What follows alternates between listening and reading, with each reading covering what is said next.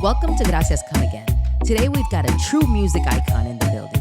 Get ready to vibe with the legendary Lisa, one of the greatest Latin hip-hop and R&B pop divas ever.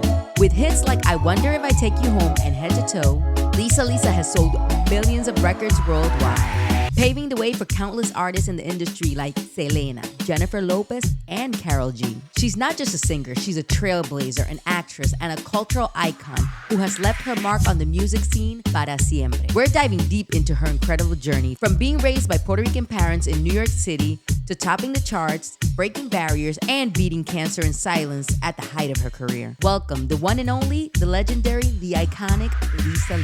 Oof, I feel so good just being in your presence today. Wow, thank you. It's an honor. Fresh off of a flight. Yes. You came straight to the studio, and I'm like, she's really going to come straight from a flight? I was like, yeah, why not? I am such a lazy person. When I get off of a flight, I'm like, I am dead. I don't want to talk to anybody. I just want my bed. I just want to. So I appreciate you so much for coming today. Thank you. I appreciate that. Thank you. And we're going to treat this interview as if, the person listening knows nothing about you, because I want to really, really get into the meat and potatoes of who you are. You got it. And I've watched so many interviews and I know so much about you, but I don't know if the person listening to this podcast today knows everything about you. So I want to start, today we're recording in New York. Right. I want to start about your New York experience. Were you born in New York? Born and raised in Hell's Kitchen, Midtown Manhattan. There you go. Yeah. Oh, the youngest of 10. Living in 747 10th Avenue, yeah. ¿De dónde son tu mamá y tu papá, que tienen 10 hijos? Oh, my God. Mami. Explícame de tu mamá. Oh, sí, seguro. Mami es de Vega Baja. And my father's from Ponce. Mi esposo también es de Vega. Yeah. Ponce? And they migrated to Manhattan? Yes. They migrated here. My mom was very, very young when she first got here. Una muchachita. Yeah, she was a baby. Tenía 19 años cuando llegó aquí. She was solo because her and my father were going through it. Okay. He was an alcoholic, but it's all right. He was in the forces and came back, messed up like everybody else did. But she raised all of us alone. And that's all that matters, because Hell's Kitchen made me who I am today. Nada más una latina cría 10 muchachos sola. Sí. ¿Cómo, Dios mío? Bueno, entonces we all had jobs.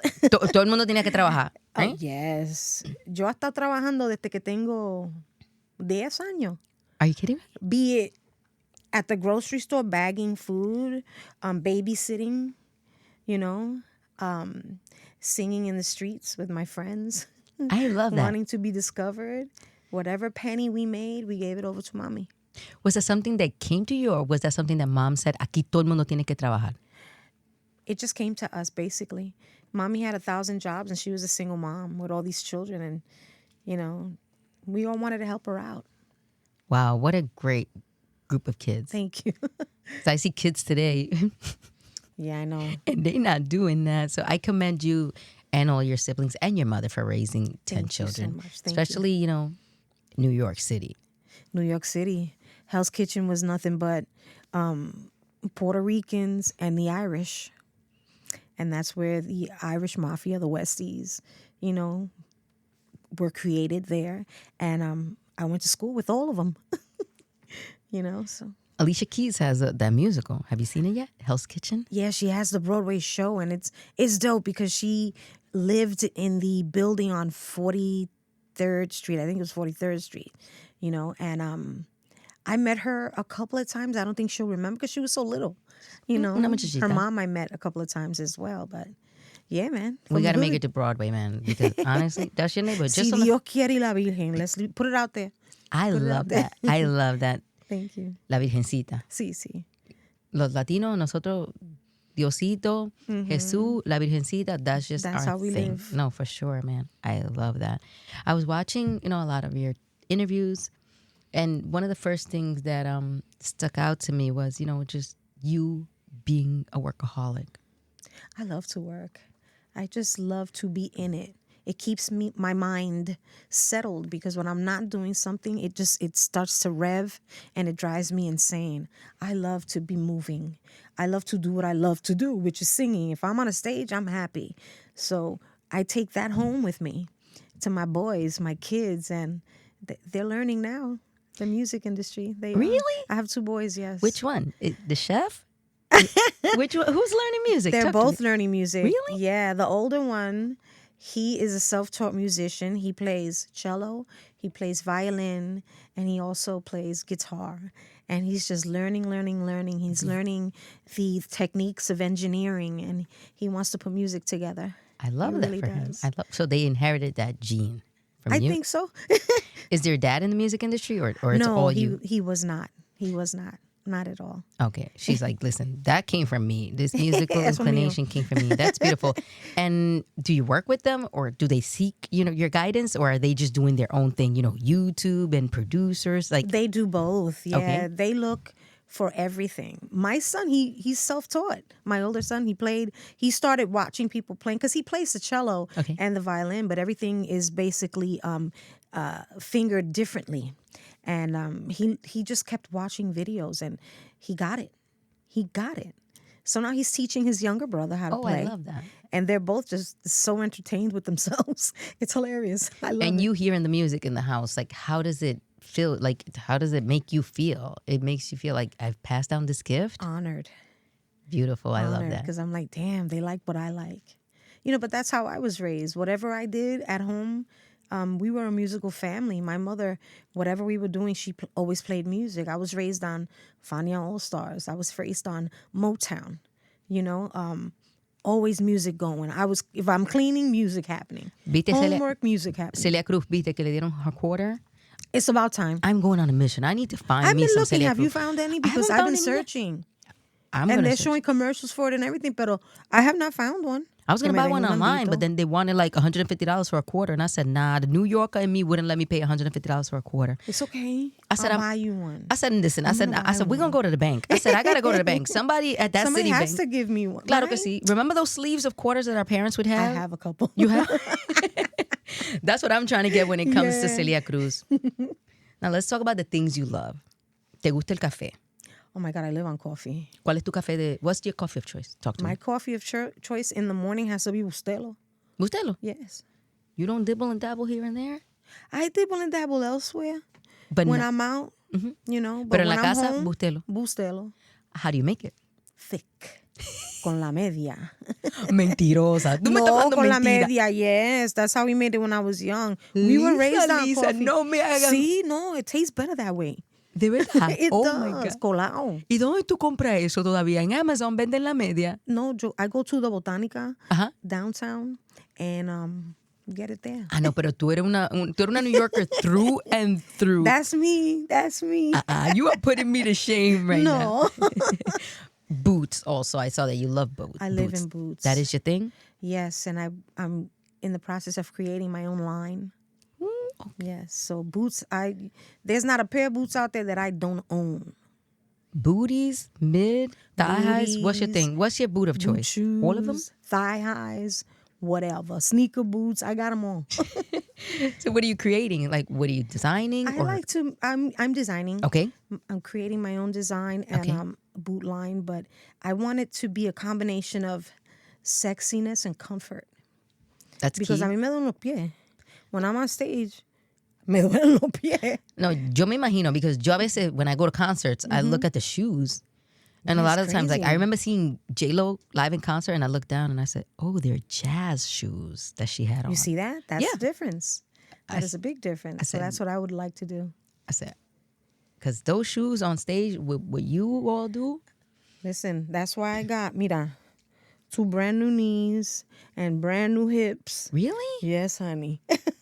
What happened? Knee replacement surgery? Both replaced, fully replaced, and my hips as well. All because of performing? Yes. Since You- 13 years old, been on stilettos. I can't do it anymore. Nah, you really, Yeah. really gave your all to your Yes. craft. Yes, and I still do.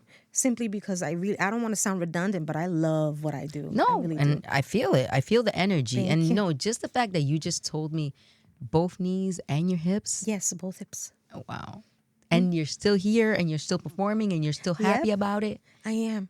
That makes me love you even more. Oh my God, thank you. Because sometimes, when things we love don't love our bodies back, sometimes we tend to retract, but you're just moving. How was the recovery process? Did you do all of it together? I did the knees together and I did the hips together separately. Whew. Yeah, but they were telling me, oh, it's going to take you anywhere from 8 weeks to maybe 4 months. I stayed in that hospital one day. And they're lucky they got me that one day. Pero ven acá. Because the next day I was like, I'm out of here. Sign me out because I can't be here. And I immediately put myself in physical therapy and was moving. Within the month, less than a month, I was on the stage again. I am in shock. Oh. I don't even know what to say. I just really love what I do. I cannot be without performing. I can't. It'll kill me if I can't perform. God bless your soul, honestly. Thank you. Because, I appreciate that. sometimes we stumble, we have like medical emergencies and things like that. And some of us can't make it back from that. And the fact that you're right back on stage and pushing yourself the way that you are, it's commendable. I love it. Speaking of stages, when is the first time you touched a stage? When was the first time I touched the stage? Yes. When did you get on a stage for the first time? I'm going to say when I was 15, and it was Danceteria, I think it was, Danceteria. And it was, I think it was December 27th. Right around Christmas time? It was time? right after Christmas. I remember it was our first performance as Lisa and Culture. And we had the live band, which was full force. And we got up on that stage. My mom was in the audience, and it was crazy. Rest her soul. Que linda. That was the very first time on a stage as Lisa. Mm-hmm. Yeah. And Mom was in the audience? Yeah. I can imagine how she felt looking up at you. Her energy, her expression, her acceptance was everything for me. She was and still is my best friend.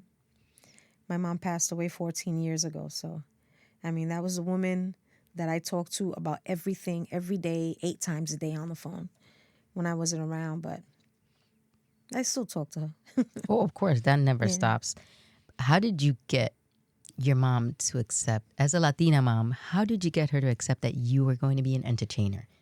Because, a lot of interviews I do, they say, mi mamá no quería que yo fuera actriz, mi mamá no quería que yo fuera modelo, querían que yo sea una maestra, una enfermera. Mm-hmm. How did you get Mom? I said, if she's watching you on stage at 15 and she's loving it. Yeah, well, Mami was also, when she was in Puerto Rico, when she was with my father, they were in a parranda, and it was year-round for them. My mother loved music. Yeah. She played guitar herself and sang, and I guess she was living vicariously through me. 100% she was. Because she was the only one in my family, because I'm the youngest of 10. And all the brothers and sisters were always telling me, no, you got to have something else to fall back on.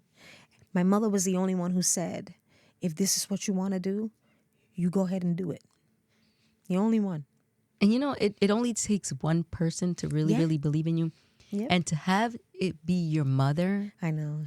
What an amazing blessing. Yeah. Absolutely. You're here because of her. Thank you. Because sometimes moms, they start, being combative with what we want to do and telling us it's not going to work out and crush our dreams. Yeah, true. Very true. What was your mom's name? Monserrate. Oh, what a beautiful Monserrate She had Lopez. a French name? I love it. Puerto Rican. No, that name is fancy. Of course she wanted to be an artist. She was born with an artist name. That is absolutely beautiful. Now let's talk about music. Oof. I know every single one of your songs. My sister, obsessed with you. Oh, thank you. It's like, we're playing your music, and I'm like, I know this song, I know that song. I'm like, put this song on. I absolutely, it's like you're part of my childhood. Wow. My sister, she just loved your music, and it just played in my house, and it was performed in my house, because it was just, you were our first, when it came to Latinas, this is our pop star. We can do this. Look at this. It was just the representation that you brought to us. Thank you. And it wasn't just Because, yeah, we had Latina artists, you know what I'm saying? Yeah. Baladas, salsa, merengueras. But here, as a New Yorker, Right. when it just felt so real. It was like, that can be me. Thank you. I appreciate that.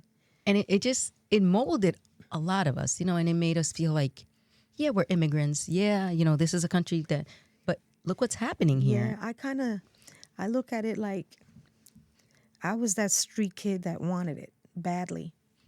Born and raised in Hell's Kitchen.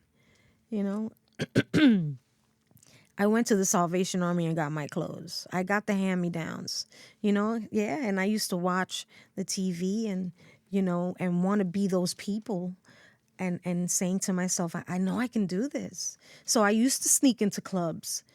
I got my butt beat, but, I went. Pa fuera. Yeah, me una pela. Ay, Dios mío, I can't even tell you. I just really, really wanted to do it. So it wasn't even a thought that I had to do it as me, And I think that's what the kids out there related to. The fact that I was accessible, that they can dress like us. You were one of us. Yeah. It's like, yo, my homie made it. Yeah, That was you. That's me, still the jeans and t-shirt girl, The shaved head. Can we talk about that? Oh, let's talk about that. Can we talk about that? Because Ooh, let me drink some water because that's you a were story. just so ahead of your time. Like I wanted to do it for so long, and I still won't do it. I no tengo los cojones Bendito. para quitarme un lado de los cabellos. Talk to me. Bueno, yo no tenía los cojones tampoco because that was a mistake. Oh. That was an accident. Again, I told you, I'm the youngest of 10, so we didn't live lavishly. I come from a family that had to be on, government assistance and all that, so we didn't have it. I shaved my own head. I used to cut my own hair, steal makeup and jewelry and clothes from my sisters and sneak into these, little clubs or like bar restaurants on 9th Avenue and beg people to let me sing. So one day I was getting myself together and I was cutting. I started cutting with scissors. And it wasn't looking even. So I took my brother's razor and whoop, I made a mistake. Yeah, it was this side over here on the right side. I had a bald spot, so I had to let the hair grow. I don't know what I did. I think I flipped some of the hair from the back and put it there so that it could stay until it grew out. Well, it looked good. That band covering the eye, that was my thing. Okay? That was an accident. I appreciate that. That was my thing. Mami, yo quiero que me tape un ojo así. I love you. And I love, the style. And it just felt so ours. It's like you belonged to us. It was just like, yo puedo hacer eso. Yeah. I look the same way and I could dress the same way. Now, when did you discover your voice? When did you say, I can sing? Wow. Or did somebody put you somewhere to sing and then it happened? Well, what happened was my mom was the director of the chorus at San Benito Church. And we were called Las Hijas de Maria. Yeah, it was an all-girl chorus. And I was 4 or 5 years old and I wanted to sing. I was in it. My mom put me in the front. She didn't think I could do it. One day she gave me a solo. No a los 4 años, un solo. Sí. So she gave me the solo to do La Ave Maria. And I sang La Ave Maria and I saw my mom crying. Montserrat said, you gonna sing. Monse did that for me. She said, you better get in the front. But make me proud. Grab this microphone, little one. Oh my God, I wanted to be Edie Chacon. What are you talking about? We all wanted. First it was Edie, then it was Lourdes. You pick oh my God, you Lourdes. pick who you want to be. I wanted to be Edie. She said, I was greedy. I wanted to be. So yeah, I saw her reaction. And I was like, yeah, I can do this. I really like it. And it just stayed that way. I used to follow my oldest sister, Maria. She was with this, it was like a group of people that did acting and singing. And the company's name was Intar. Okay. And I joined it with her. And I just loved it. And then being in school and being in the Talent Unlimited department and, sneaking out sometimes and just going on Broadway.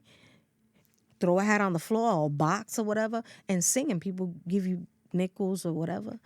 I loved it. You're a born performer through and through. Thank you. Because honestly, like, I thought you were going to tell me later on. And no. She said, nah. When I was 4 years old, I was singing Ave Maria, alante de la iglesia entera. Wow. I had to because I wanted my mom to see it. I really did. That was, still to this day, her every word, her expression, her exception was my strength. So for me to see her reaction and the tears coming down, I was like, yeah, I did it. Yeah, it making your mother proud and feeling like this is what mommy wants and I can deliver it. Yeah. That is such a blessing that you were able to do that and that your mother was able to live that with you, because for a lot of us that doesn't happen. You know what I'm saying? Yo quiero que tú seas abogada. No, absolutely not. Yo no voy a ser la abogada. You know how moms are. Oh, yeah, they give us certain titles and this is what they want us to Exactly. do, and it doesn't really happen. I still also love to cook. Talk to me. Let's talk about cooking. I love cooking. Now, who taught you how to cook? Me watching my mom cook. Okay. Because she would be like, you want to learn? I would pull up a chair in the kitchen and watch her do it. Mentira, una silla. Yeah, That tells I me used to you pull were up so a little. chair. Yeah, I'm short. I'm 4'11". Well, so she's yeah. like, I was little the whole time. Always, just I pushed the chair up and she would just continue to, she wouldn't speak or anything, and everything she ever did was just to taste. A sprinkle here, a cut there, or whatever it is she was doing. Un poquito de orégano. Yeah, un poco de esto y eso. Un chipito que ustedes Un dicen. chin chin. Un chin también. So I would watch, and that's how you learned. And there was 10 of us. So, if you wanted to eat, you need to learn. Because there were times Mommy wasn't home. Mommy had like 2-3 jobs to take care of all 10 of us by herself. So we had to take care of us. What was the go-to meal in your house? Cuando íbamos a comer todos juntos, ¿qué preparaba mami? Arroz blanco, habichuelas negras, pork chops. ¿Chuleta frita? Chuleta frita. ¿Ahumada or regular ones? Amada. Any which way we could. Whatever was available in the house. ¿Maduro? Oh, always. ¿Un aguacatico? Sometimes. Cuando había cuarto para los aguacate, right? Aguacate, sí. Cuando había. Uh-huh. Nah, I love that, man. And then now, how important is cooking in your house? Like, do you feel like that's something that fuses your family together also? Yeah, always. Food. I think that's like a general thing for everybody. It's a language. Everybody's always, like when you go to visit people in their house and there's a party, whatever, that gathering always winds up in the kitchen. You notice that, right? Because that's where all the food is and the liquor. So you go, then you hang out. But my kids their father's Brazilian, and his family. Te buscaste un brasilero. Uh-huh. Oh, she said, I'm going to have fun. Yeah, man. I had to get it in. But how did the cultures fuse with Brazilian and Puerto Rican as far as the household? Our speaking, because basically Portuguese and Spanish is the same, really. It's just different accents, so it's really similar. Foods are all the same, but they just say it different. They cook it the same as we do, but the flavors are all the same. So you could still make your boricua cooking? Oh, yeah. No había problema? Absolutely. We say habichuela negra. They say something else. I don't even know what the hell they say. She's like, nosotros no entendíamos. And it's true, Exactly. I've actually spoken to people that speak Portuguese, and I speak back in Spanish, and the communication has been... They understand, yes. Yeah. And my kids, that's what's great. My kids are trilingual now because they speak English, of course, but Spanish and Portuguese. And that's beautiful. Yeah. Another blessing that you're giving them, because to even be able to say I'm trilingual, that in itself puts you ahead of the line when it comes to, let's say, I pray they looking for work. Yes. You know what I'm saying? Absolutely. Absolutely. Now, you've raised 2 boys. Yes.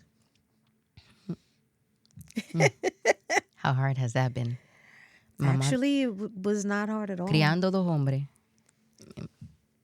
It wasn't hard at all. I mean, I always wanted to be a mom. Yeah? Always. And it took me forever. It was a really hard job to conceive. And I cried because I was like, I'm never going to have kids. My doctor told me maybe you should just stop thinking about it because I tried everything. And a month later, I was pregnant. But my boys were everything for me. My best accomplishment in my children. And you've accomplished a lot. Thank so to you. say that tells me how much you love being a mother and how important it was for you to conceive your boys. It really, really is, and still is today.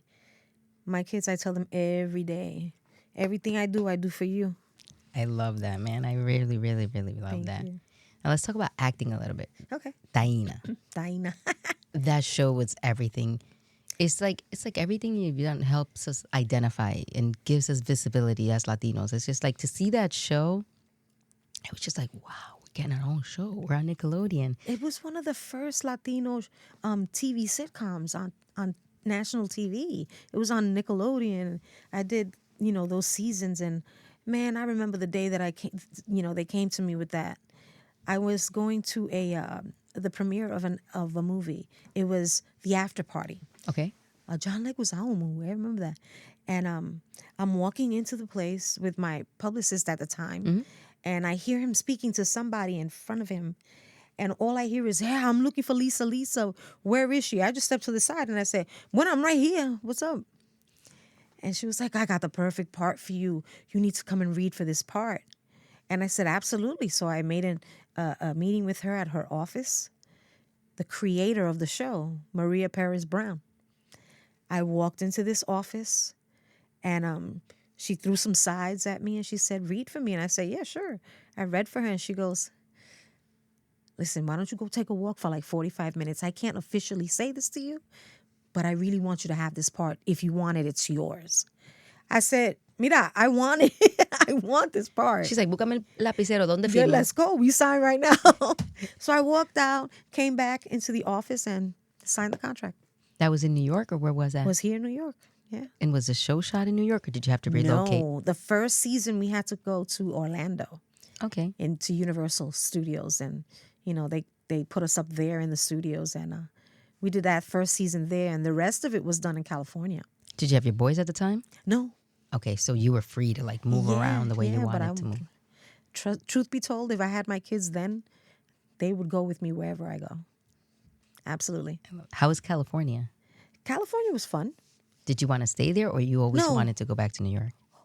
I didn't want to stay there. At the time, no, I wanted to come home.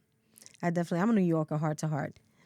But I think now at my age, I really like it. I like it. So I have a place out there. Oh, you like Yeah, California. Oh, yeah. that's good. What is it about New York that always keeps us coming back? It's so grounded for me.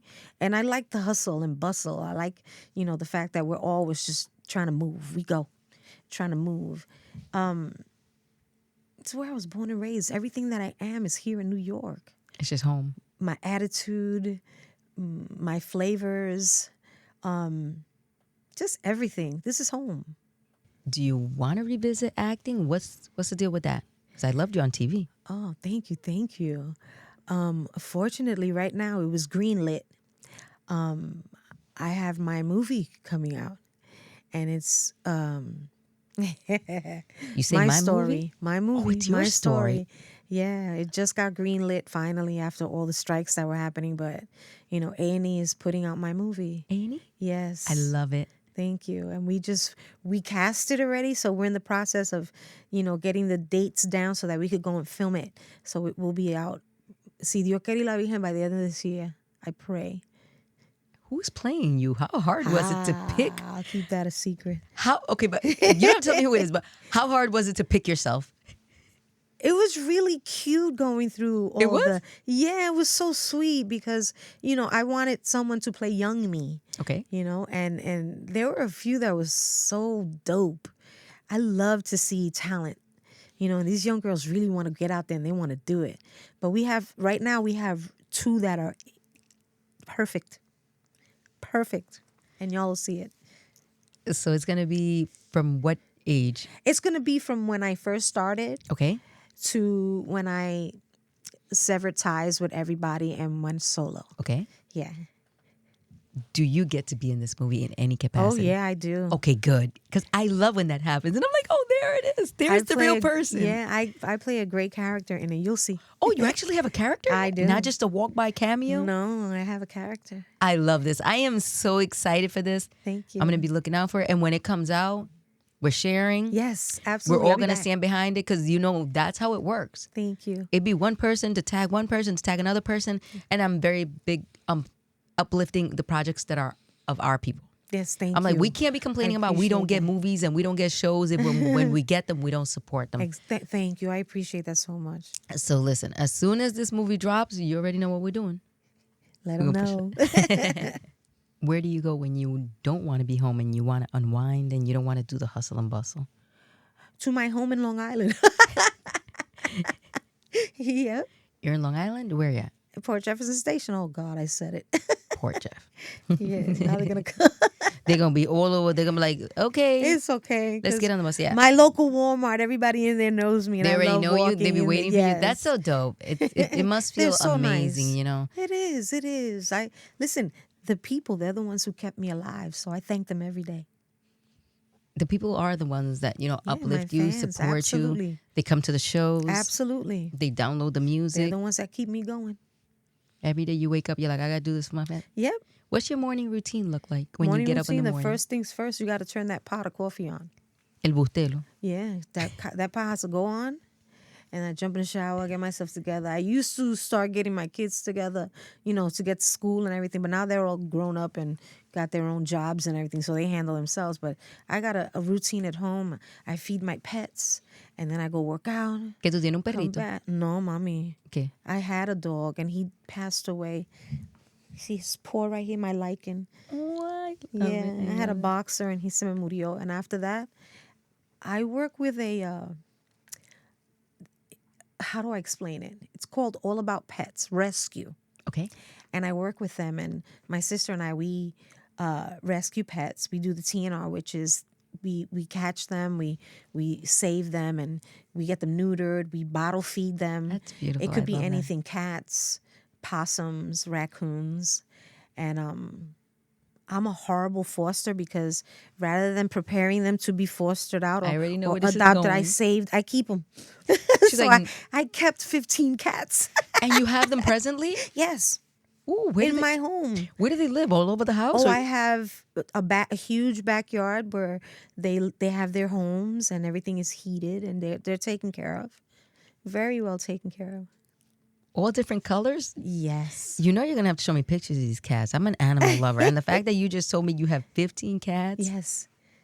I I love you my for babies. that because animals need rescuing. They do. You know, there is a lot of shelters, you know, all over the country, but you know, here in New York, where a lot of animals, if they're not rescued, you know, they Exactly, get and put down. With all this that's happening today, that, you know, a lot of places are being put up, you know, more apartments, more businesses, and the areas where there was, you know, trees, and it is where these animals live. What happens when those places get, you know, knocked down and taken away? Where do those poor animals go? That's true. Yeah, I've never and even thought about it that In way. the summer, it's like the middle of March. That's the mating season. Okay. And these stray cats are out there. They're not neutered, so they're having babies. They're all having babies, and all these babies are left out there, you know. And I'm gonna say about 80% of them die because the cats will have the babies, and then they'll leave them there, and no way of feeding, nothing. Wow. It's horrible. I have cats. They're not mine, but they visit me. You do? Every time the cameras go off, I'm like, there's my cat. Oh, there's my other cat. Oh, there's my great cat. Aw. My neighborhood is full of cats. I think they belong to people, though, because they've been around for a long time. Probably do. They just come out and come Are around. are you city? I'm in Jersey. In Jersey? Okay. Yeah, but I was born and raised in New York. But Okay, yeah. typical well, I wanted to go to Long Island, but I could not afford Long Island. Long Island's crazy expensive. I'm about to leave too, so Not only the taxes, but taxes are crazy. the taxes are insane. But the houses, I was like, okay, so I need $1 million to live in a decent house. Yeah, it's a job. I said, I'm going to Jersey. It is. It's a lot. You got to work to maintain. Yeah, it's a job. And I love it there. But the tour, The tour, yes. I already said. I said, she coming back to Atlantic City.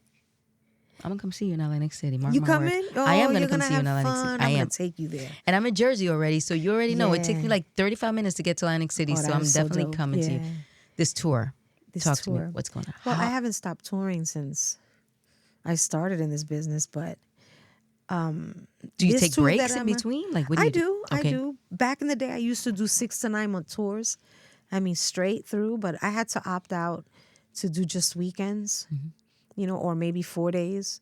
Your body Yeah. wanted you to do it that way? Excuse me? Your body? Because you were in pain or just because you decided? No, because I decided I was having kids and I wanted to be mom too. Okay, when you were, okay, I see Yeah. where you're at. Listen, back in the day, I had cancer. So if I can be on the road and on a stage with a pack to get my chemo and on a stage with that, I can do anything. Can I say? Thank you, God. Listen, I want to say this. The fact that you didn't share I couldn't. it says so much about you. Because when Chadwick Boseman died, I cried. Me too. And I cried more because he didn't share. Because he quietly, went about his life, kept entertaining us, Yes. kept making movies while the man was dying. Yes. Like, it takes a certain type of individual to go through something so traumatic and continue performing and giving themselves to their audience. Yes. I give you your flowers. I thank you for that. And you were a young woman. I was very young. I was 20 years old. Una bebé. Yeah. Wow. And finding out that I had cancer was devastating. But what was more devastating was realizing that if I told, they were going to take it all away from me.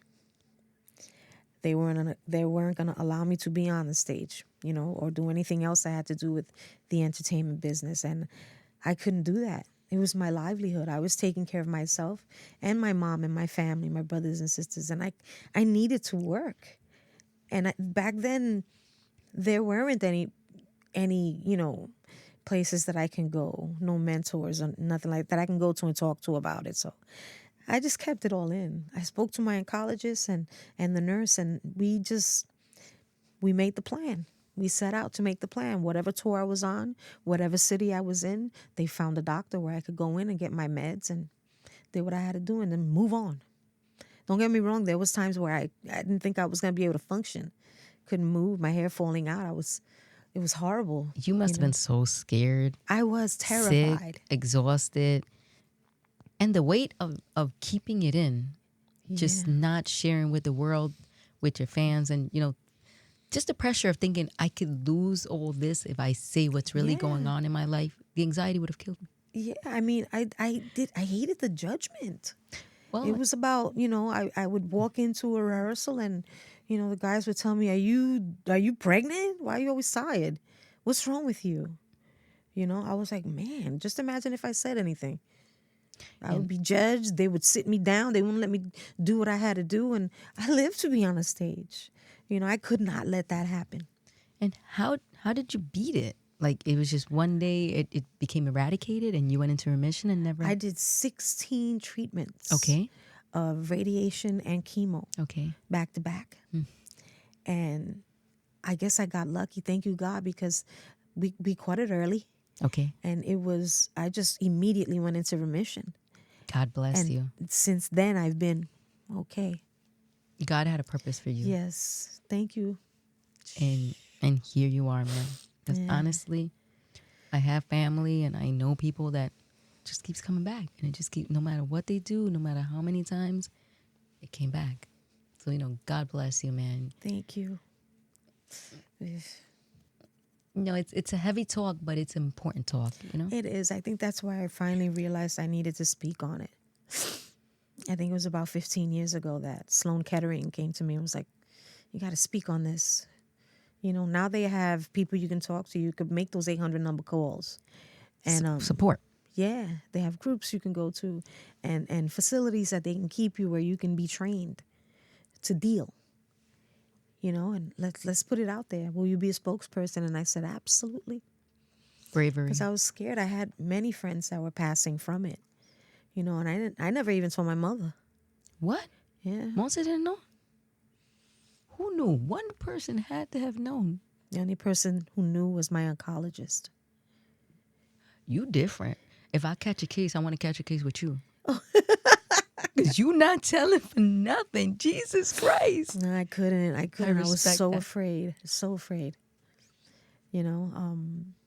People were writing things about me, in magazines and in the newspapers and talking on radio about, is she doing crack? Or is she like messing around on the side? Because when you do chemo, a lot of it back then was, oh my God, I forgot the name of the medications they give you. I was swelling up, and I was like, no, I'm not pregnant. So there was a lot of talk, and it was painful to hear all the negative stuff that they were saying, and it's all of that right there gave me my strength to say, hell no. It's what they did to Chadwick. Yeah. Remember? Yes. he's on drugs. Yeah, he's a crackhead. because he lost so much weight. But the that's man was dying before our eyes, and what we wanted to do was judge him. exactly. And no one knew what he was going through. You never know what somebody's going through in their own life. That's why I tell people to shut up. Don't say nothing. 'Cause you don't know what people are going through. Let it go. No, for sure. Oof. Yeah. No, it's like I cried so much when I saw that, and it was crazy because I cried more because he didn't share. The only one who knew was his wife. That's it. And he begged her not to say anything because he, again, like me, and I feel him. I feel him. He didn't want to lose out on those jobs that he fought so hard for. You know, it was, to maintain in this business, doesn't matter what you do, behind the scenes or in front of it. It's hard. It's a job. I mean, 1 minute you're there, and the next minute people forget about you. And you don't want to lose that. Did you ever have a stint where you were like, this might be over for me? No, No? I never allowed it. You worked that hard. I worked it hard. Sick and all. I mean, there were times on the stage, and I would have someone, I said to them, oh, my allergies are acting up. I don't want to get pneumonia or anything. I would have an oxygen tank on the side of the stage. And I would run off the stage and breathe oxygen so I could get my energy back. A lot of B12 shots, a lot of vitamin shots. I did a lot of that, try to keep healthy. I feel like you've replaced the whole who's the strongest woman you know spot in my brain. It's like, okay, I thought I knew strong women. Now I knew an even stronger woman. Oh, I appreciate that. But I really want everybody to know that you all are the strong ones, because the fact that they kept the fans, they're the ones. They kept me going. They kept requesting. They gave me my strength. I wanted to make them happy. I live to be on a stage. The energy that I get from that audience is everything for me. So they're the strong ones. And, it's like we keep talking and Celine Dion comes right into my mind. Did you watch her documentary? Yo lloré. Y yo lloré como una niña. I'm like, Ay, por poco me muero. I couldn't even breathe. I'm like, this woman goes through it. I mean, the fact that she allowed them to videotape that. Yeah. To just on The camera vulnerability. catch it. The real part. That's horrible. But the way she loves performing, it's like, it's giving Lisa right now. Like, you're both like born just to do this. Oh, thank you. But when I saw her at the Olympics, remember the Olympics? That she beautiful. performed? I felt so happy for her because I knew, I said, she is doing, and I'm pretty sure it took a lot. I'm pretty sure there was a lot of medical issues, but she did had it. her doctors right by her side. Trust Really? me. Yes, because that disease that she has is no joke. And it's very rare, and it takes control of your entire body. And the fact that it damages your voice, God forbid anything happens to my voice, I would die. Ooh, so I know that when I saw her talking about it and crying about it, saying that, that's her life. That's her love. She was in the aside of her studio children. and her Yeah. voice wouldn't give what it needed to give. Bendito, she tried and she kept trying. But look at it.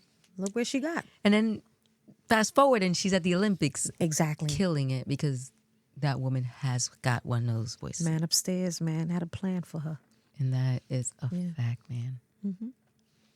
I love that we got to sit down together. Thank I hope we you. didn't get too deep, but I really, really wanted to know the core of who you are. Your music is amazing. I know Thank it. you. Your journey is amazing. I know it. But now I know you on a totally different level. Thank you. And I've put you on a little shelf right next to all the other strongest women I've ever met in my life. Down to the bottom of my heart, I appreciate that. Thank you. I feel that we've connected. Yes. And gracias. Come again. Un placer. Gracias.